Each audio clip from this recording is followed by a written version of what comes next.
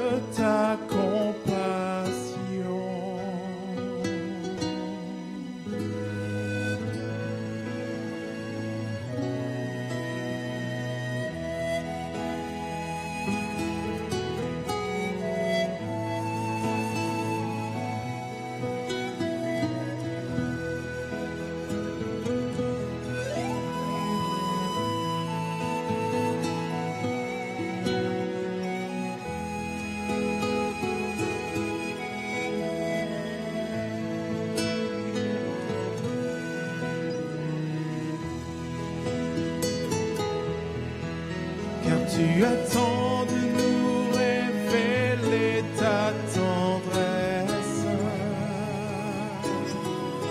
et de convaincre nos cœurs de ta compassion.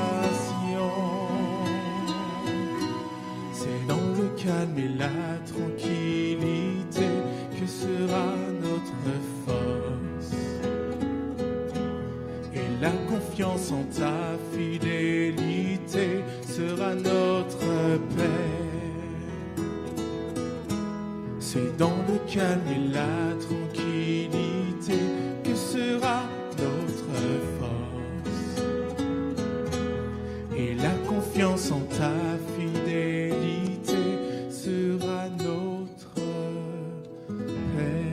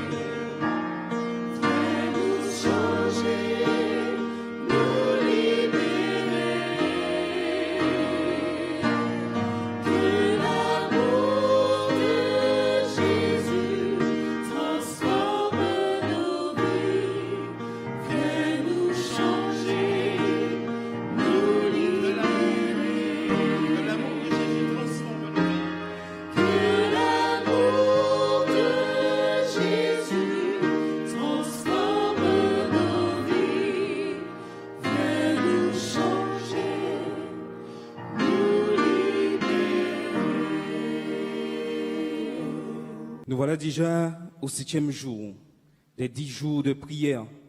J'espère que vraiment, chacun d'entre nous, nous avons pu déjà pleinement profiter de ces 7 jours. Et que nous sentons vraiment que le Saint-Esprit fait un travail en nous. Ne regardons pas, ne cherchons pas à voir les autres. Ne cherchons pas à voir ce qui peut se passer dans l'église ou ailleurs.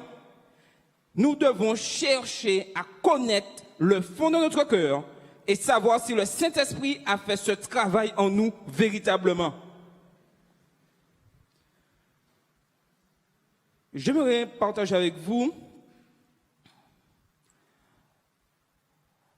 et je voudrais revenir surtout sur le titre de ce soir, se réclamer des promesses de Dieu.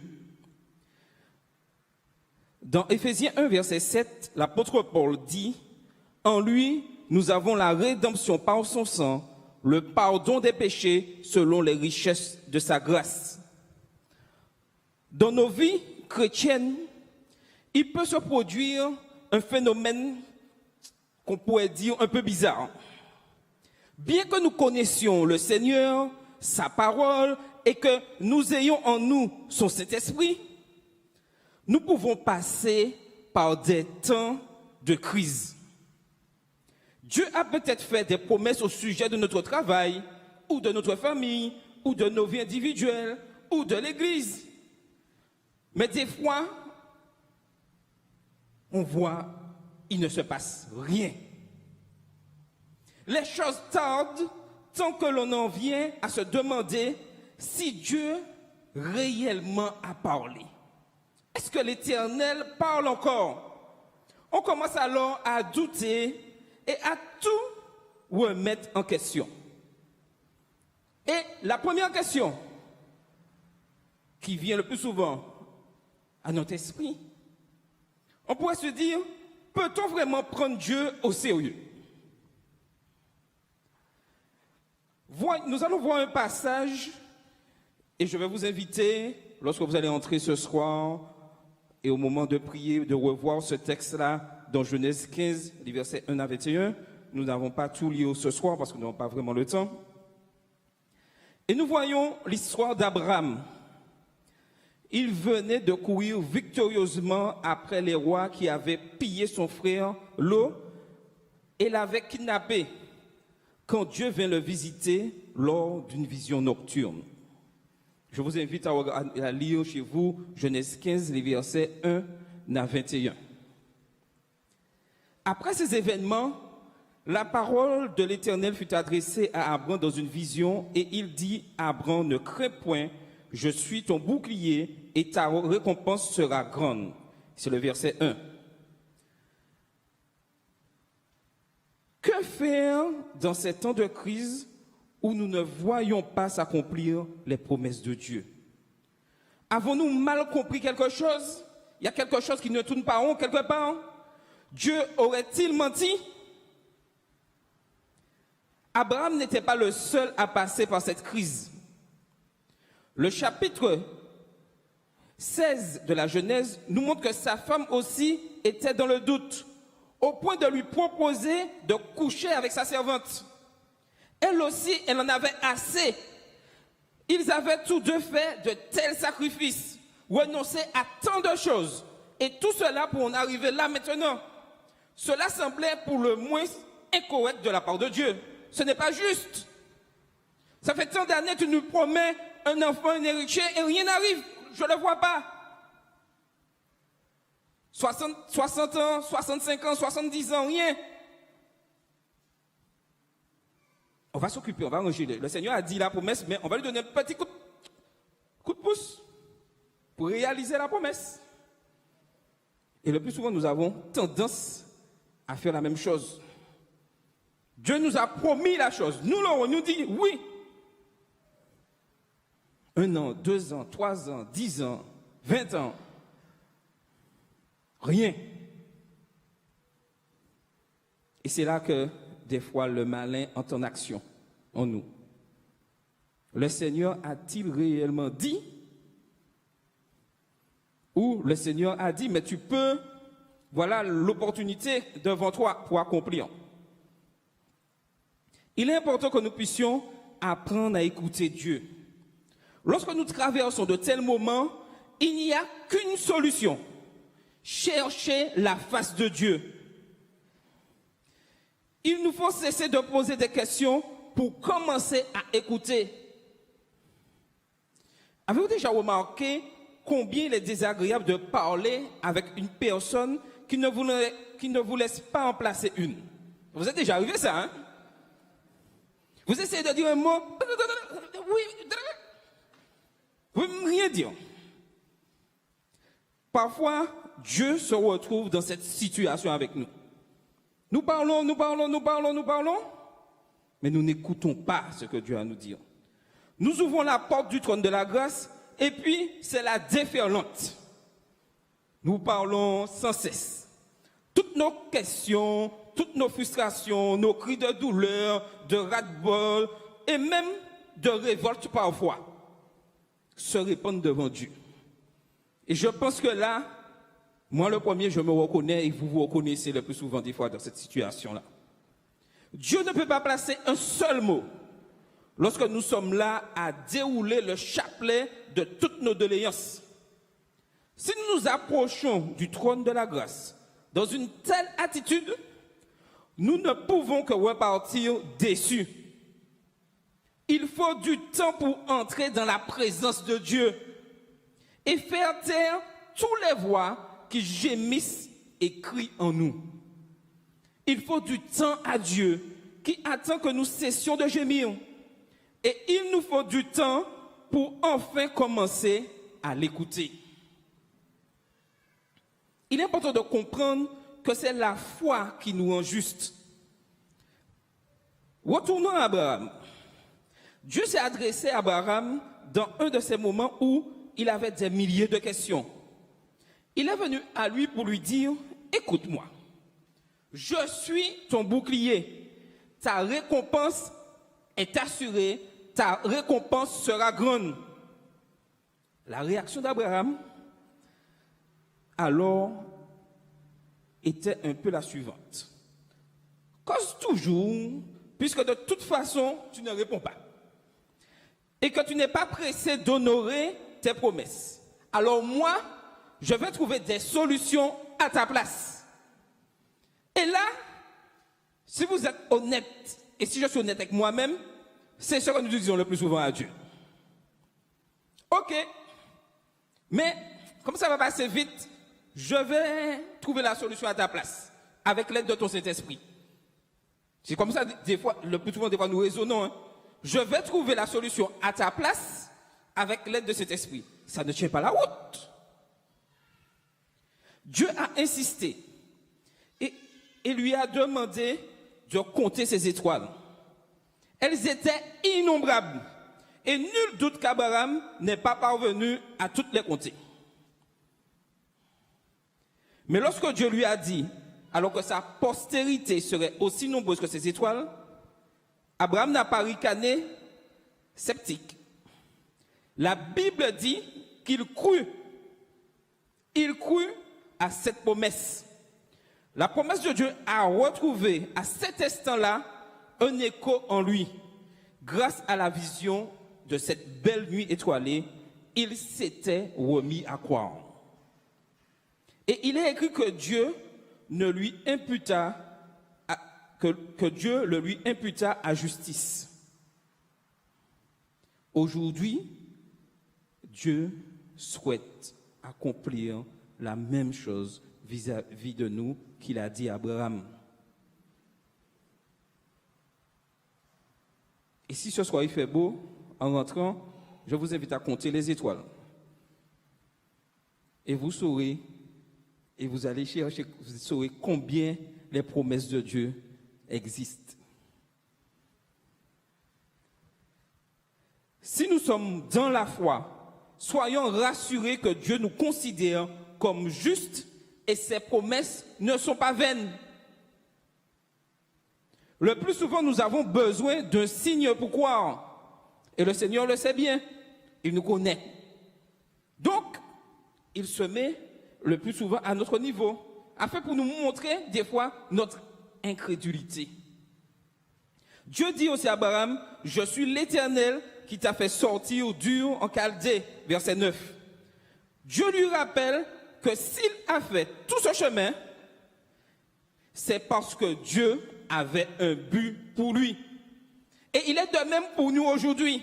Si nous avons déjà fait tant de chemin et nous sommes arrivés là aujourd'hui où nous sommes, c'est que Dieu a quelque chose pour nous. Et nous ne devons pas en douter. Nous devons avoir cette assurance que quel que soit là où nous sommes à l'heure actuelle, Dieu a un but pour nous. Même si je suis dans la difficulté, même si je ne comprends pas ce qui m'arrive, je dois avoir cette confiance que Dieu a quelque chose pour moi, car je suis son enfant. Et ça, c'est très important. Si Abraham a dû quitter sa patrie, sa maison, c'est parce que Dieu avait une destinée pour lui. Il lui avait fait dès le départ la promesse de lui donner tout le pays. Comment Abraham, sa petite famille et ses petits troupeaux pouvaient-ils s'imaginer qu'ils allaient posséder toute cette terre alors qu'ils n'avaient même pas d'armée avec eux? Cela était loin d'être évident. Cela était si peu évident qu'Abraham réclama une preuve pour croire. Et des fois, nous sommes dans le même cas qu'Abraham. Nous demandons à Dieu, c'est vrai, tu as dit ça, mais donne-moi. Mais Dieu, dans son grand amour, nous donne quand même le signe. Et Abraham dit au verset 8, « À quoi connaîtrai-je que je le posséderai ?» Ne réagissons-nous pas ainsi quelquefois, disant, « Je veux bien croire, mais alors fais-moi un signe. » Le signe que Dieu donna à Abraham était assez étrange. Au lieu de lui répondre clairement, il lui demanda de lui obéir et de sacrifier plusieurs animaux. Abraham s'exécuta alors docilement, bien qu'il ne comprenne pas. Il ne comprenait pas ce qui se passait sur le moment. Il ne comprenait pas où Dieu voulait le mener. Il commença à partager tous ses troupeaux en deux, et ce faisant, il s'attendait à un signe. Et en guise de signe, que se passa-t-il?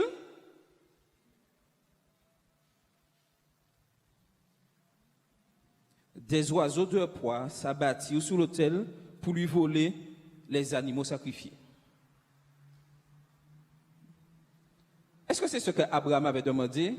Pensez-vous, est-ce que c'est ce qu'Abraham s'attendait à voir? Tout ça de sacrifice, tout ça d'animaux? Des oiseaux s'abattent sur l'autel et puis mangent tout. Imaginez-vous que vous avez demandé un signe à Dieu, Dieu vous parle et vous dit, oui, tu fais ça, tu mets ta maison là, tu mets tout ça dedans, ok, il n'y a pas de souci, c'est moi qui te donne ça. Et puis, 2 jours plus tard, 2 jours après votre installation, vous êtes bien installé, tout disparaît. On a nettoyé la maison pour vous. Vous allez dire quoi? Vous allez dire quoi? Le Seigneur m'a donné, le Seigneur a repris. Louez le nom du Seigneur. Ça, c'est la grosse théorie. Hein?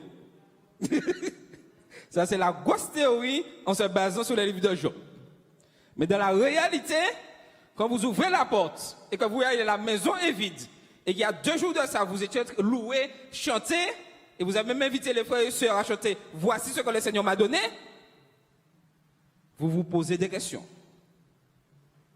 Et comme si cela ne suffisait pas, après qu'il a réussi à se battre contre ces oiseaux de proie, le coucher du soleil s'approcha et il commença à sentir le sommeil s'emparer de lui. Après ce sommeil, une profonde angoisse vint encore sur lui, mais cela ne s'arrêta pas là. Une énorme obscurité l'assaillit alors que le soleil n'était même pas encore couché. Mais même dans cette situation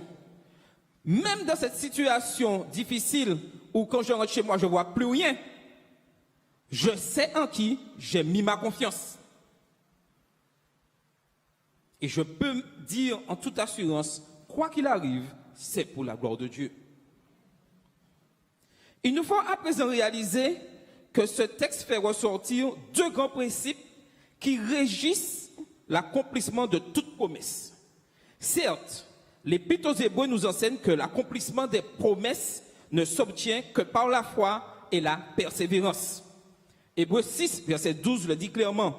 En sorte que vous ne vous relâchiez point et que vous imitiez ceux qui, par la foi et la persévérance, héritent des promesses.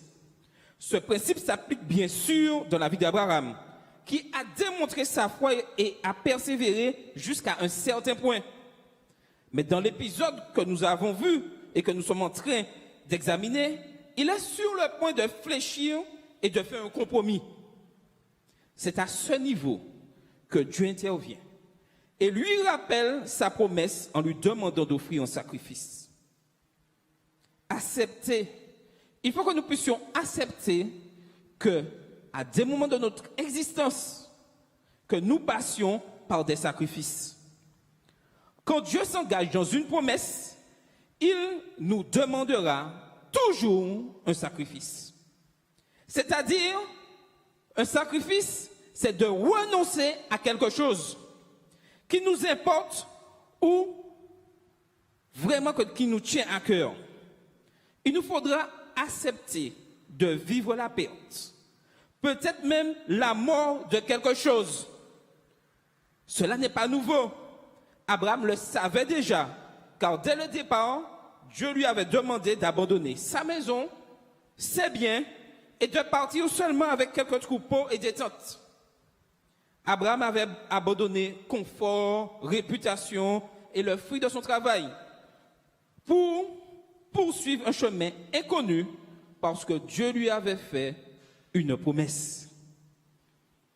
Et je reviens à notre maison qui est vide, une grande maison vidée. Et vous vous retrouvez 2 jours plus tard, après ce vol, dans la plus petite case avec 2 tôles, des tôles de chaque côté et de la boue à terre. Et il faut que si je suis enfant de Dieu, si je suis rempli de cet esprit, que je dise toujours gloire à Dieu, car je suis vivant même dans cette situation pénible. Hébreux 11, versets 24 à 26, nous voyons quelque chose d'important. Et l'apôtre Paul nous dit, c'est par la foi que Moïse, devenu grand, refusa d'être appelé fils de la fille de Pharaon, aimant mieux être maltraité avec le peuple de Dieu que d'avoir pour un temps la jouissance du péché, regardant l'opprobre de Christ comme une richesse plus grande que les trésors de l'Égypte, car il avait les yeux fixés sur la rémunération. Et lorsque j'ai les yeux fixés sur la rémunération, quoi qu'il arrive, quelles que soient les conditions, si aujourd'hui je suis à tel endroit, demain je me retrouve dans un autre endroit, positif ou négatif, mon objectif, c'est d'aller au ciel. Et je dois dire gloire à Dieu. Il est dit qu'au vu de la promesse qui lui avait été faite, Moïse a préféré souffrir avec les Juifs dans le désert plutôt que de jouir de tout ce qu'il avait à ce moment-là. Pourtant, en tant que fils de la reine, il possédait un palais et des biens royaux, considéré comme le futur héritier de Pharaon. Il avait des esclaves à son service et une vie hautement confortable. Bien sûr, quitter tout cela peut être un peu plus facile, sachant qu'il avait tué un homme et que sa tête était mise à prix. Bon, ça va un peu plus vite. Il était presque obligé d'y aller. Mais ne croyez-vous pas que le souvenir de tout ce qu'il avait perdu le rongeait quelquefois?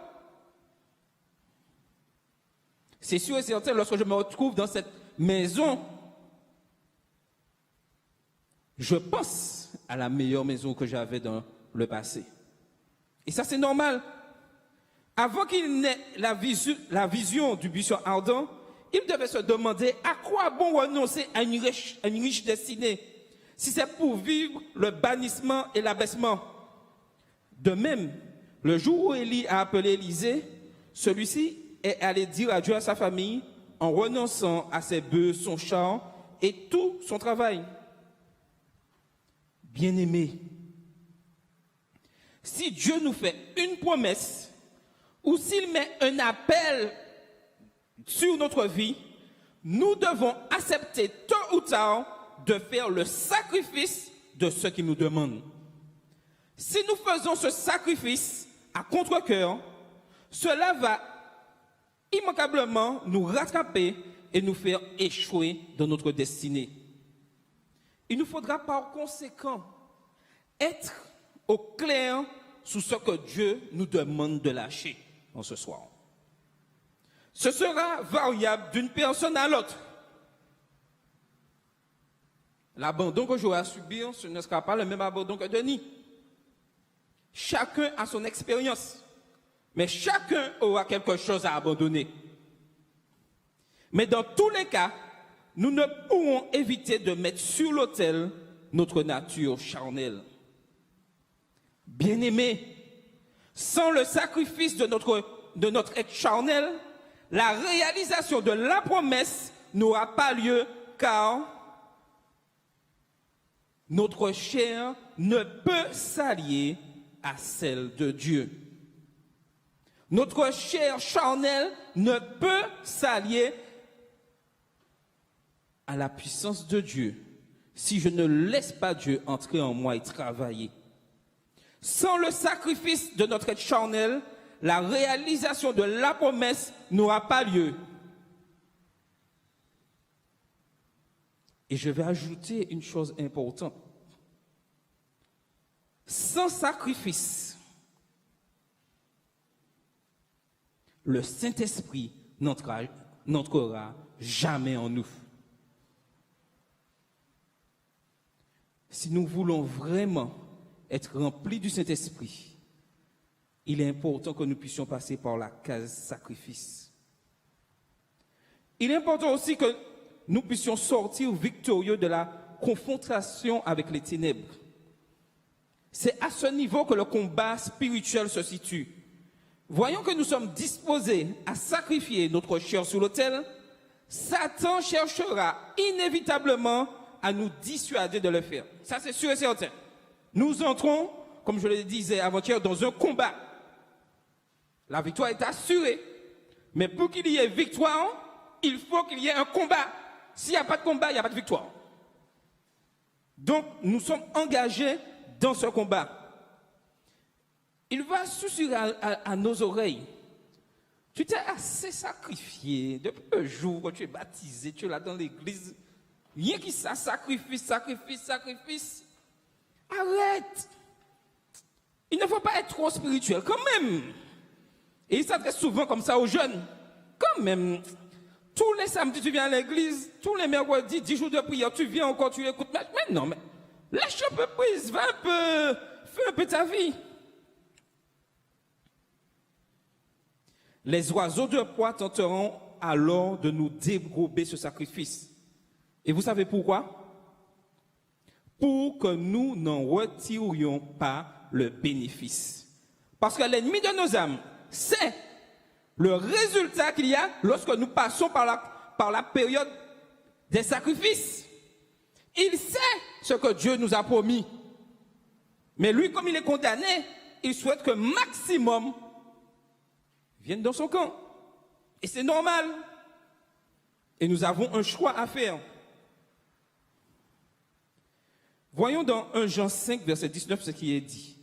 Nous savons que nous sommes de Dieu et que le monde entier est sous la puissance du malin. Avec l'onction de Dieu, nous devons avancer à contre-courant pour faire face à ce monde infesté de la puissance du ténèbre. L'expérience de la confrontation avec les ténèbres fait partie de notre formation spirituelle. Elle nous est nécessaire pour grandir en maturité avec Dieu. Dans ma vie personnelle avec Dieu, je l'ai toujours constaté à tout moment. Lorsque j'ai eu des promesses de la part de Dieu, l'ennemi est venu à chaque fois se mettre en travers de ma route. Et chacun de nous, nous avons vécu cette expérience. Nous nous engageons. Ah, la route est belle, le Seigneur. Ah, toujours quelque chose qui vient nous contrarier. Toujours un problème.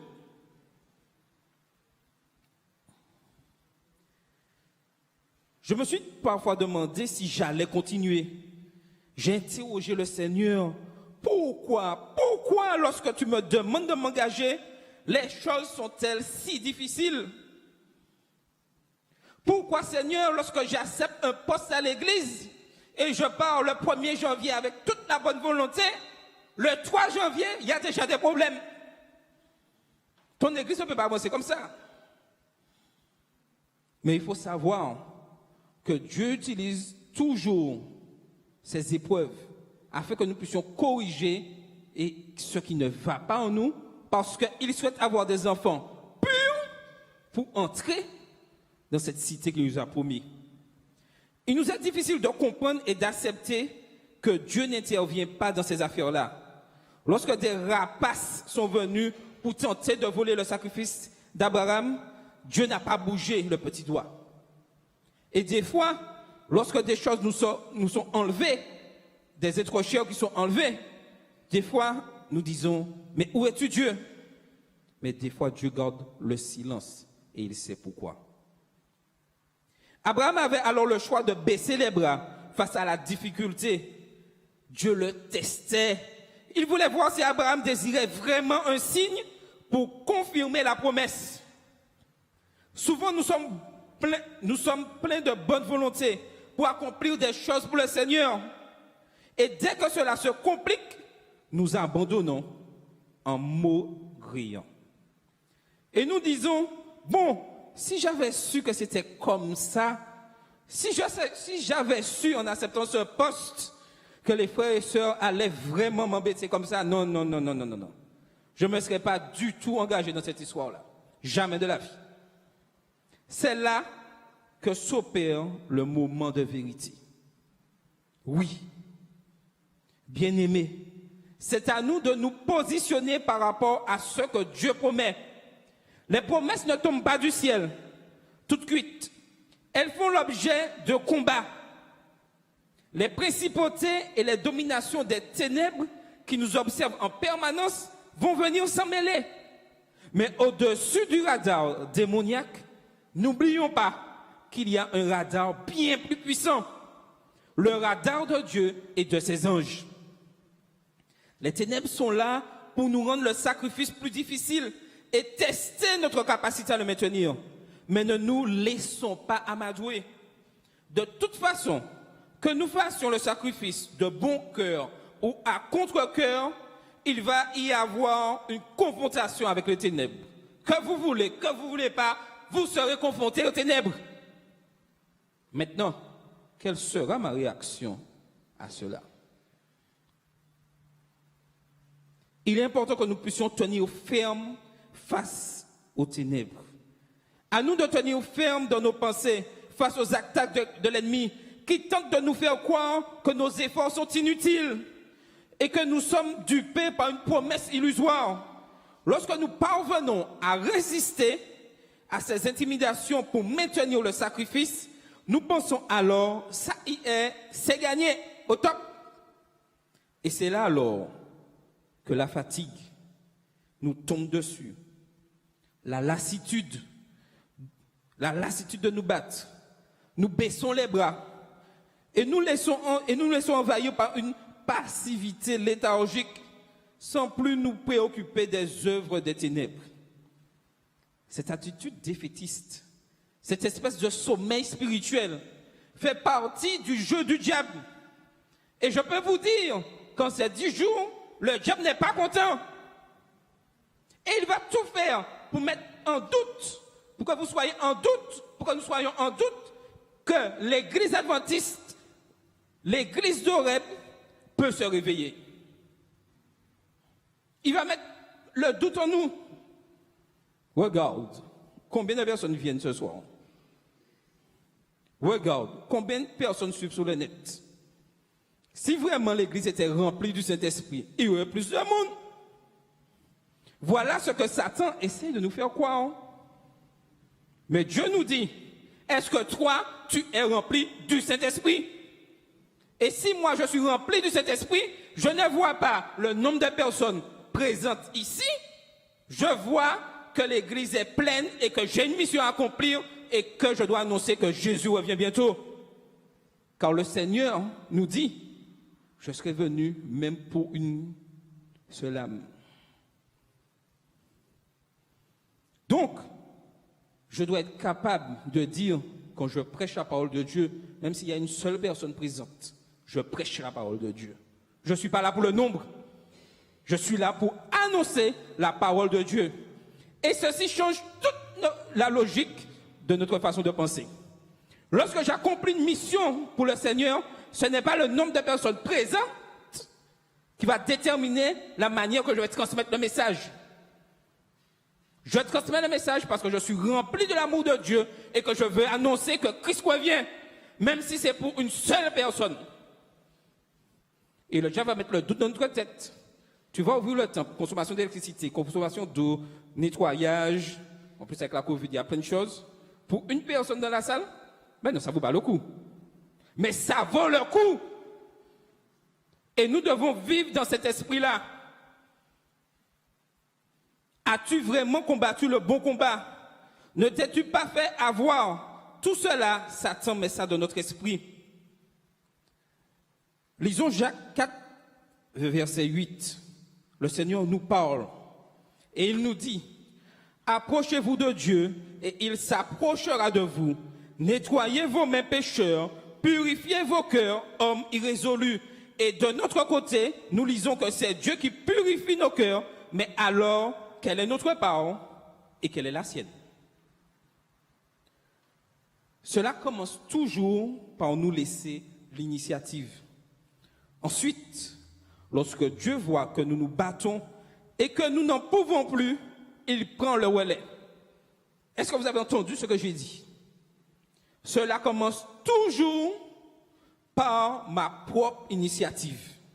Si je ne décide pas de suivre les commandements de Dieu, Dieu ne va jamais me forcer à suivre ses commandements. Mais lorsque je décide, il sait que ce sera difficile, mais il vient me soutenir pour pouvoir remporter la victoire. Souvenez-vous de ce sacrifice terrible que réclama Abraham lorsqu'il lui demanda de faire mourir son fils sur l'autel, ce que Dieu lui demanda de faire. Dieu n'a pas choisi une montagne proche pour l'exécution de ce sacrifice. Il demanda à Abraham de se rendre jusqu'à la montagne éloignée de Moria. Pendant le trajet, Abraham aurait eu 10 fois l'occasion de rebrousser chemin, de faire marche arrière en écoutant la voix de la raison et celle du tentateur. Combien de fois nous n'entendons pas cette voix qui nous dit « Mais non, laisse ça tomber, retourne en arrière. Là où tu étais, c'était beaucoup mieux. » Tu n'étais pas embêté par l'histoire de membres prison, pas prison, Covid, pas Covid, débat inutile. Retourne. Ça, c'est l'esprit du mal. Bien-aimés, Dieu nous laisse libres d'abandonner à tout moment. Mais si cela se produit, ne venons pas nous plaindre auprès de lui de n'avoir jamais vu la promesse s'accomplir. Dieu accomplit toujours sa promesse. La parole prophétique qui illumine nos ténèbres et éclaire le futur est quelque chose de véridique. Il y a une récompense. Et voyons le verset 17 de Genèse 15. Quand le soleil fut couché, il y eut une obscurité profonde, et voici ce fut une fournaise fumante, et des flammes passèrent entre les animaux partagés. C'était le signe qu'Abraham attendait. La caution. Dieu venait de sceller tout ce qu'Abraham avait fait. Il récompensait son sacrifice, sa persévérance. Abraham avait enfin obtenu la réponse de Dieu. Cette réponse était significative parce que quand le feu passe quelque part, il ne reste plus rien. Il ne restait plus rien des animaux sacrifiés. La puissance de Dieu avait totalement libéré Abraham de la chair et des attaques démoniaques. Lorsque nous tenons ferme dans le sacrifice, il vient toujours un temps où Dieu nous donne le repos. Mais il ne peut pas nous mettre au large avant que nous ayons maintenu ce sacrifice. Encore et encore, en dépit de toutes les tentatives de l'ennemi pour nous faire renoncer, nous devons tenir ferme. Lorsque nous maintenons notre sacrifice, Dieu nous offre un temps où son feu va tomber sur nous. Il va nous embraser et il y aura le feu de Dieu à la place de la chair. Et lorsque le feu de Dieu prendra la place de la chair, plus rien, mais plus rien ne peut faire obstacle à l'exaucement et aux bénédictions. Amen. C'est dans ce jour particulier de sacrifice et de combat que Dieu fait alliance avec Abraham. Il nous faut comprendre que toute alliance reposera toujours sur un sacrifice. Lorsque les époux font alliance le jour du mariage, ils doivent renoncer à leur vie de célibataire, enterrer leur individualisme. Si ce renoncement n'a pas lieu, c'est un mariage bidon. C'est la même chose avec Dieu. Pourquoi la Bible dit-elle que c'est en Christ que nous avons le oui et le amen à toutes les promesses de l'Évangile? Car Dieu a accepté de sacrifier son Fils. Amen. L'alliance, c'est bel et bien un sacrifice de part et d'autre. Dieu a fait le sacrifice pour nous. Il a donné son Fils. En ce soir, sommes-nous prêts à lui répondre par notre sacrifice? À lui donner toute notre énergie pour annoncer que Christ revient bientôt? Annoncer cet évangile? Lorsque je suis rempli du Saint-Esprit, j'annonce que Christ revient bientôt dans tout ce que je fais. Je ne suis pas obligé d'être un grand prédicateur, mais mon témoignage vis-à-vis de mes voisins doit amener mon voisin à comprendre que j'ai une bonne nouvelle. Et en cette période de Covid-19, en tant qu'adventiste du 7e jour, je dois avoir ce calme, cette sérénité, car je sers un Dieu bon et magnifique, qui même dans la difficulté a un but pour ma vie. Si nous voulons hériter de toutes les promesses de la Bible, nous devons accepter le sacrifice que Dieu a fait et qui nous vaut l'héritage de toutes ses promesses. Mais nous devons aussi nous-mêmes passer par le sacrifice et l'obéissance, le sacrifice de l'obéissance. Et demain, nous verrons qu'il est important d'obéir. Et je vais vous laisser avec ces quelques mots. Et vous pouvez les voir à l'écran normalement.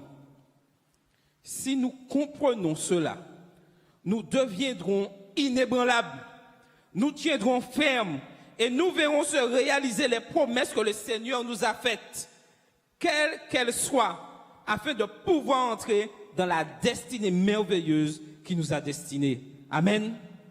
Que le Seigneur vous bénisse, que le Seigneur nous bénisse et qu'ensemble nous puissions marcher et remporter la victoire. Et je peux vous assurer que moi j'y crois, que l'Église adventiste du 7e jour a un message pour ces derniers temps et que le Saint-Esprit travaille dans l'Église. Maintenant, voulons-nous entrer dans ce chemin-là? Nous avons le choix. Chacun a ce choix. Que nous fassions le bon choix. Amen.